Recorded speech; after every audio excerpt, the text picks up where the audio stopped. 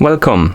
In front of me I have MOBVOI TicWatch GTX and I'm gonna show you how to adjust the screen brightness on this watch. First thing we need to do is to wake up the screen on our watch, and you can do it by pressing the upper button.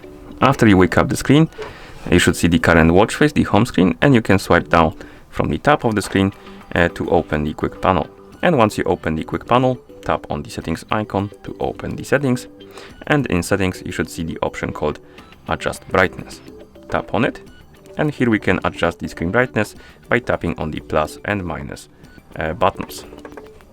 Adjust the brightness to your liking, and then tap on the check mark to confirm. And once you're done, you can press the upper button a couple of times to go back to watch face. And that's how you adjust the screen brightness on this watch. Thank you for watching. If you found this video helpful, please consider subscribing to our channel and leaving a like on the video.